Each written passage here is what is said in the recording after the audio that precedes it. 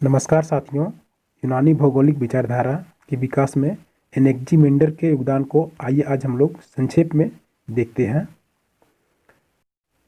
साथियों, जिस समय यूनान में भूगोल का विकास हो रहा था उस काल को हम लोग भूगोल में चिरसम्मत काल या शास्त्रीय काल, जिसे इंग्लिश में क्लासिकल पीरियड के नाम से जाना जाता है, उसी दौरान यूनान में भूगोल के विकास अपने चरम सीमा पर था और वहाँ एक से एक विद्वान पैदा होते गए और उन्होंने भूगोल में अपना योगदान देते गए।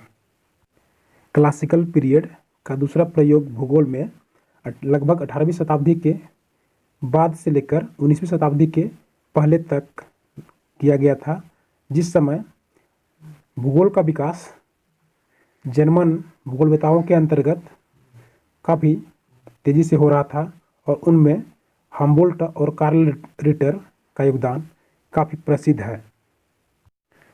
तो चलिए आज हम लोग क्लासिकल पीरियड के पहले वाला दौर अर्थात 600 ईसा पूर्व से लेकर 300 ईस्वी तक के काल में भूगोल के जो विकास यूनानी और रोमन भूगोलवेताओं के द्वारा किया जा रहा था, उनमें एनेक्जिमेंडर के योगदान को आज हम लोग देखते हैं।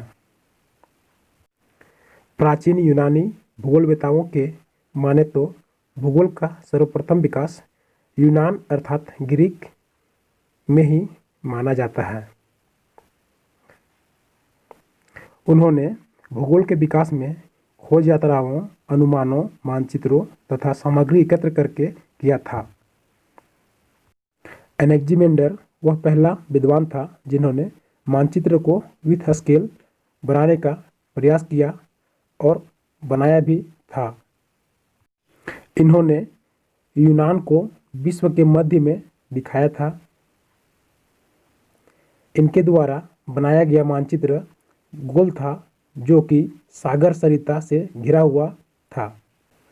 उन्होंने कहा था कि पृथ्वी के मध्य भाग बसाने योग्य नहीं है, केवल उत्तरी एवं दक्षिणी भाग ही बसाने योग्य है, जो कि गलत साबित हुआ था। इसने कैस्पियन सागर को एक खाड़ी तथा काले सागर को एक झील माना था। उन्होंने माना कि पृथ्वी की लंबाई चौड़ाई से 3 गुनी अधिक है। इन्होंने कल्पना की थी कि पृथ्वी के सागर धीरे धीरे संकुचित हो रहे हैं तथा एक दिन सूख जाएंगे। इनके अनुसार पृथ्वी के निर्माण की प्रक्रिया आज भी सक्रिय है। इन्होंने बेबीलोन वासियों से धूप घड़ी अर्थात नोमोन नामक यंत्र बनाने की कला सीखी थी।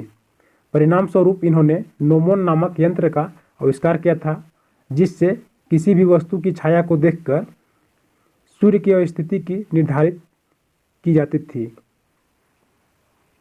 इस यंत्र से उन्होंने पृथ्वी पर अक्षांश देशांतर ज्ञात किए थे।